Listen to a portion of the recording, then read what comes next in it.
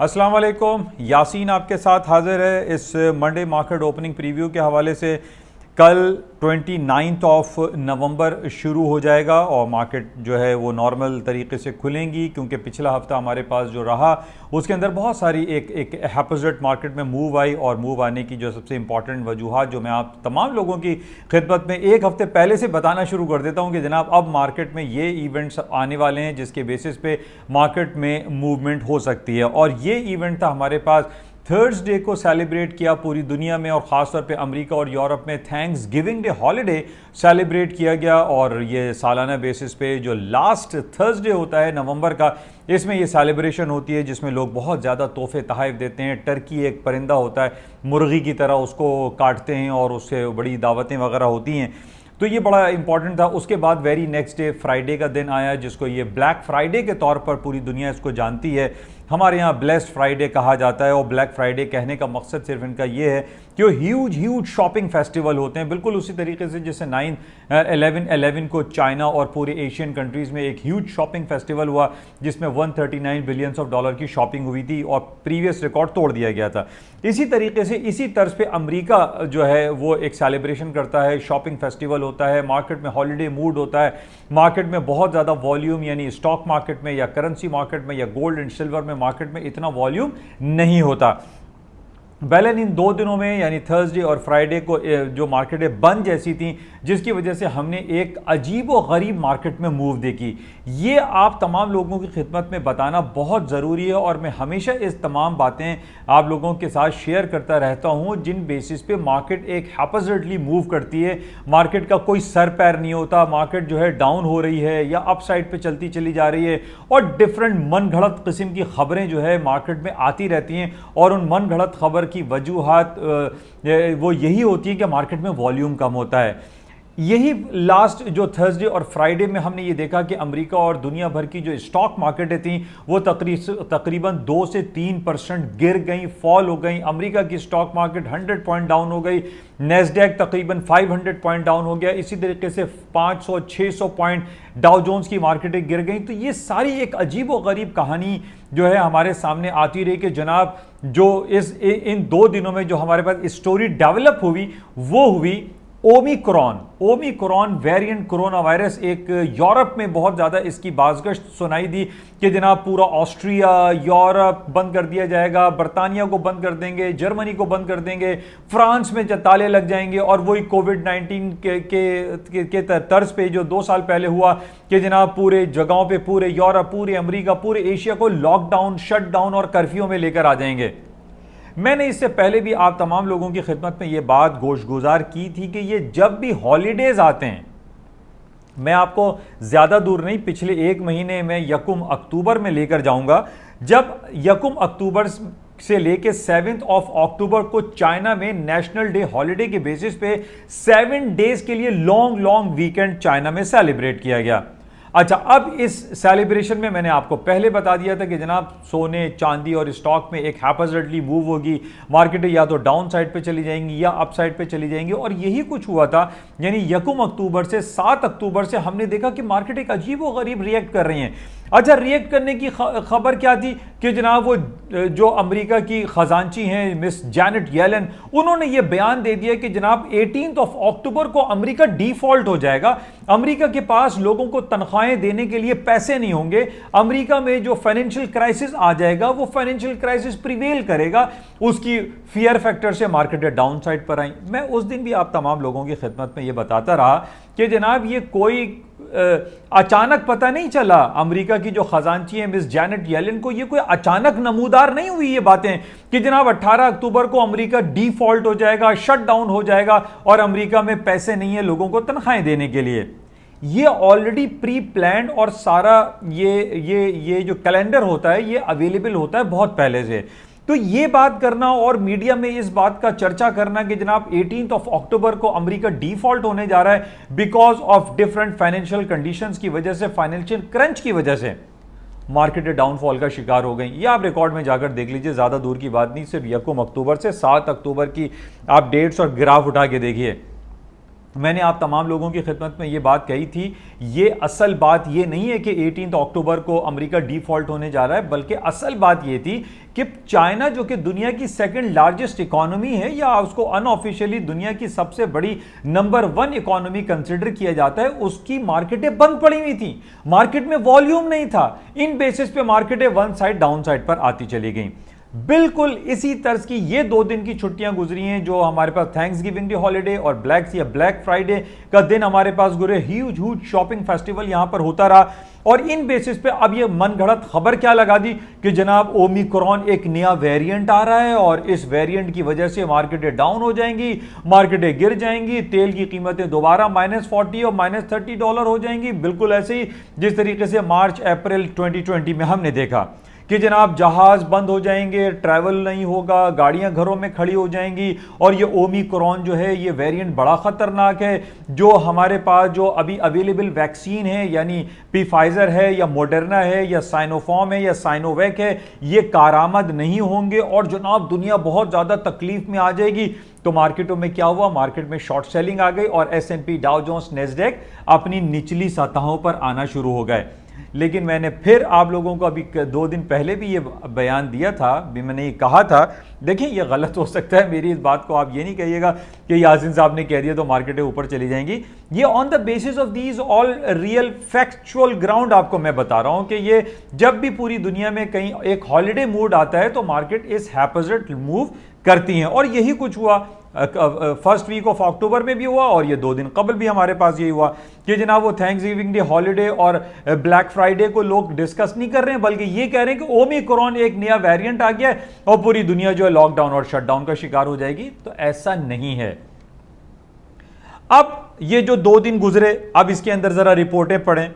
European union की तरफ से, यूरोपियन सेंट्रल बैंक की तरफ से क्या बयान आ रहा है कि जनाब ये वेरिएंट जो आया है ओमिक्रॉन के बावजूद हम अपनी जो लिफ्टिंग है, यानी इमरजेंसी खत्म कर रहे हैं ये अगले 1-2 महीने में, ECB यूरोपियन सेंट्रल बैंक, हम उसको खत्म नहीं करेंगे, बल्कि ये इमरजेंसी को हम एक्सटेंशन नहीं देंगे, बल्कि ये इमरजेंसी जो सीजन चल रहा है कोविड-19 के बेसिस पे, वो हम उसको इमरजेंसी को लिफ्ट कर लेंगे। हमें कोई टेंशन नहीं है कि जनाब ये ओमिक्रॉन एक नया वेरिएंट आ गया है। तो हमारे पास खबरें तो अच्छी आ रही हैं।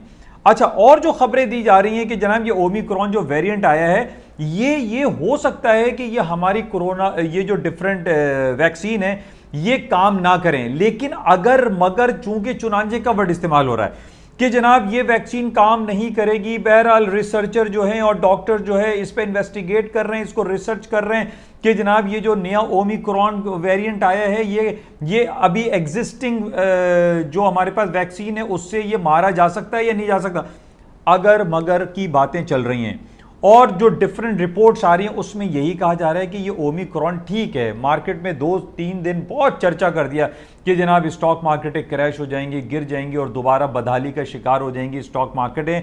But I personally feel on the basis of these all factual ground जो मैंने आपको बताएं कि जनाब जब भी हॉलीडे मूड होता है मार्केट में इस किस्म की मनगढ़ंत खबरें आना शुरू हो जाती हैं जिनका असल हकीकत से कोई ताल्लुक नहीं होता।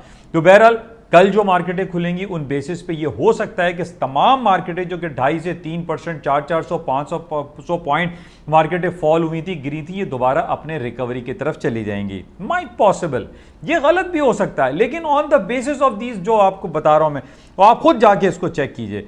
तो बहरहाल अब हम देख लेते हैं कि वीकेंड पे जो तेल की कीमत है तकरीबन $87-86 से 12-13 बल्कि $18 तक मार्केट गिर गई थी, वो वापस रिकवर हो सकती है क्योंकि दोबारा इस हफ्ते हमारे पास बड़ी इंपॉर्टेंट ओपेक प्लस की मीटिंग आ रही है। थर्सडे को मीटिंग है ओपेक प्लस की, तो इस बेसिस पे भी तेल की कीमतें वापस हो सकती हैं क्योंकि एक $10 या $20 का एक साइकोलॉजिकल बैरियर भी होता है। मार्केट वहां से एक सपोर्टिंग लेवल है, वहां से मार्केट रिकवर हो सकती हैं क्योंकि अभी ये कोविड और ये जो ओमिक्रॉन की बातें चल रही हैं ये सिर्फ एक इबाम है और लोगों में शक व शुबहात डाले गए, कहीं से कंफर्म रिपोर्ट नहीं आ रही है, कहीं भी ऐसा भी जिक्र नहीं हुआ है कि जनाब पूरे यूरोप को लॉकडाउन कर रहे हैं या पूरे यूरोप में जो है आप एयरलाइन सेक्टर को बंद कर देंगे, कहीं कोई ऐसी सूरत हाल नहीं है। तमाम जो है वो सिर्फ ये करेंगे जनाब, जो रिस्ट्रिक्शंस थी कि जनाब आपको फेस मास्क लगाना है, आपको सैनिटाइजर का यूज करना है, इसको ज्यादा कर देंगे। वैक्सीनेशन का जो मामला है उसको इंक्रीज कर दिया जाएगा। लेकिन ऐसा नहीं है कि इस खबरों पे मार्केटें क्रैश कर जाएंगी। जो होना था वो हो गया। वो वजह सिर्फ ये 2 दिन की हॉलीडेज थी, यानी थर्सडे को थैंक्स गिविंग डे हॉलीडे और black Friday huge shopping festival. तो ये बड़ा इंपॉर्टेंट है, इसको समझने की जरूरत होती है और इसको आप समझ लें तो अच्छा है। माइट पॉसिबल मैं गलत हूं, लेकिन आप इसको हिस्ट्री चेक कर सकते हैं। अच्छा, गोल्ड की कीमतें मार्केट में ज्यादातर ऊपर रही। 1816 का मार्केट ने हाई किया था थर्सडे फ्राइडे को, और मार्केट तकरीबन बंद हुई थी 1791 पे। अभी भी इसमें पोटेंशियल एग्जिस्ट करता है, क्योंकि मार्केट में आप ये देखिए कि कहीं ऐसी खबर हमारे पास नहीं आ रही है कि अमेरिका या यूरोपियन सेंट्रल बैंक या बरतानिया इंटरेस्ट रेट को बढ़ाने के लिए तरफ जा रहे हैं। नहीं जा रहे, इंटरेस्ट रेट नहीं बढ़ाया जा रहा है। इस बेसिस पे माइट पॉसिबल ये हो सकता है कि सोने की कीमतें दोबारा ऊपरी सतहों पर आ जाएं। बहरहाल टेक्निकल ग्राउंड पे 1780 and 1760 is a very important supporting level है। इनको आप मलूस खातिर रहते हुए अपने काम को आगे बढ़ा सकते हैं। अच्छा, इसके साथ और जो खबरें हमारे पास इंपॉर्टेंट हैं, जो पिछले वीक की खबरें थी जिसमें FOMC मीटिंग मिनट्स आए थे और उसमें कहीं ऐसी जिक्र हमारे पास नहीं हो कि इंटरेस्ट रेट बढ़ाया जा रहा है। ये भी नेगेट हो रहा है कि इंटरेस्ट रेट नहीं बढ़ाया जाएगा। अच्छा, इसके साथ ये हफ्ता हमारे लिए बड़ा इंपॉर्टेंट रहेगा। इसके अंदर एक तो जुमे को अमेरिका की जो रिपोर्ट आती है, फ्राइडे को जो जॉब रिपोर्ट होती है, इट्स वेरी इंपॉर्टेंट रिपोर्ट, वो आप देखिएगा। टेस्टिमनीज दो हो रही हैं, यानी जर्मी पाल जो कि फेडरल रिजर्व बैंक के चेयरमैन है, इनकी टेस्टिमनी है, और वहाँ की जो खजांची हैं जिनका नाम मिस जैनेट येलेन है, उनको टेस्टिफाई किया जाएगा कि उन्होंने जो पॉलिसीज़ अडॉप्ट की हैं उसका कहाँ तक फ़ायदा US इकॉनमी को हो रहा है या नहीं। बहुत इंपॉर्टेंट है, इसको आप जहन में रखें। ये कुछ खबरें आपके साथ शेयर की गई हैं। अच्छा, इसके अलावा पाकिस्तान स्टॉक मार्केट के हवाले से बातें कर लेते हैं। स्टॉक मार्केटें सो चल रही हैं, कोई बहुत ज़्यादा इसके अंदर पोटेंशियल एग्जिस्ट नहीं कर रहा है, और उसकी वजूहात आपके सामने हैं कि गवर्नमेंट की तरफ से कोई ऐसी पॉलिसी हमें दिखाई नहीं दे रही जिसकी वजह से ये कहा जाए कि सरमायादार पूरी दुनिया के जो है वो पाकिस्तान में आ रहे हैं। हालांकि आप ये नोट करें कि पाकिस्तान में जो रोशन डिजिटल अकाउंट है, जो बाहर से लोग पाकिस्तान में पैसे भेजते हैं, यहाँ पे 7% इंटरेस्ट रिटर्न दिया जा रहा है, 11% रुपये अकाउंट पे दिया जा रहा है। हाउ इट इज पॉसिबल, ये समझ से बालातर है कि पूरी दुनिया में इंटरेस्ट रेट 0% है। पाकिस्तान इतनी बड़ी ग्रोइंग इकोनॉमी कैसे बन गई, या लोगों को धोखा देने की हुकूमत पाकिस्तान या हमारा स्टेट बैंक कोशिश कर रहा है कि जनाब रोशन डिजिटल अकाउंट पे आप 7% कैसे दे सकते हैं, रुपये अकाउंट पे आप 11% रिटर्न कैसे दे रहे हैं। बताएं तो किसी तरीके से कि पाकिस्तान की इकोनॉमी में क्या सुरखाब के पर लग गए कि इतना ज़्यादा ह्यूज रिटर्न कैसे दे रहे हैं, ये मेरी समझ में नहीं आ रहा। बहरहाल आप लोग भी समझदार हैं, आप लोग इसको समझिए कि हुकूमत पाकिस्तान या state bank of Pakistan Roshan digital account पे इतने ह्यूज रिटर्न्स कैसे दे सकता है। बहरहाल इसके बावजूद इतनी ज़्यादा इन्वेस्टमेंट हमारे पास नज़र नहीं आ रही है। पाकिस्तान में जो हमारा फॉरेन करेंसी रिजर्व्स है वो डिक्लाइन की तरफ है, उसके अंदर बहुत ज़्यादा करंट नहीं है कि मार्केट का जो हमारा फॉरेन करेंसी रिजर्व्स है वो बिलियंस ऑफ डॉलर में वीकली बेसिस पे बढ़ रहा हो। उसकी वजूहत यही है कि हुकूमत पाकिस्तान की तरफ से जो इंपोर्टेड आइटम है, जो मैं पहले भी आपको कह चुका हूँ कि पाकिस्तान इस पे पाबंदी नहीं लगा रहा है। पाकिस्तान को एक एमरजेंसी बेसिस पे अपने गैर ज़रूरी इंपोर्टेड आइटम्स को बंद करना चाहिए ताकि हमारा डॉलर नीचे आ सके। हमें डॉलर से ख़रीदने वाली जो सबसे इंपॉर्टेंट अशिया है वो है क्रूड ऑयल, वो है एनर्जी प्रोडक्ट्स, वो हमारे लिए ज़रूरी हैं, वो नागुज़ीर हैं। सर्दियों का मौसम आ रहा है, हमें गैस की ज़रूरत है, हमें पेट्रोल की ज़रूरत है, हमें जितनी भी एनर्जी सेक्टर है वो हमारी नीड है। उसको ख़रीदने के लिए हमें डॉलर दरकार होते हैं। हमें कुत्ते बिल्ली के खाने के लिए डॉलर को नहीं ख़रीदना चाहिए, बल्कि जो असल जो रियल जो गुड्स हैं, जो नेसेसिटी गुड्स हैं, उसको ख़रीदने के लिए हमें डॉलर ज़रूरत पड़ता है। हमें लग्जरी गाड़ियाँ, हमें लग्जरी आइटम, हमें हमारी ज़िंदगी के लिए लग्जरी चीज़ों की ज़रूरत नहीं है। हम पानी एक मिट्टी के बर्तन में भी पी सकते हैं, ना कि हम फ्रांस से बना हुआ जो ग्लासेस हैं, जो हमारे पास क्रॉकरी है, वो फ्रांस के महंगे महंगे बर्तनों में हम खाना खा रहे हैं। हमारे लिए ज़रूरी नहीं है। एमरजेंसी नाफिज होनी चाहिए ताकि हमारा रुपया स्ट्रांग हो और डॉलर डाउन साइड पर आए, तभी हमारी इकोनॉमी स्ट्रांग हो सकती है। हमें चाहिए कि हम ज़्यादा से ज़्यादा अपने एक्सपोर्ट बिल को बढ़ाएं, ना कि हम अपने इंपोर्ट्स बिल को बढ़ाएं। ये कुछ बातें आपके साथ शेयर की गई। इंशाल्लाह कल सुबह दोबारा मॉर्निंग ब्रीफिंग में आपसे मुलाकात होगी। उस वक्त तक के लिए इजाज़त दीजिए। आपसे गुजारिश है कि इस यूट्यूब चैनल को और इस प्लेटफॉर्म को जिसका नाम yasinanalysis.com है, इसको ज़्यादा से ज़्यादा आप शेयर करें, इसको देखें और अपने दोस्त अहबाब में इसको शेयर करें। इजाज़त दीजिए। खुदा हाफिज़।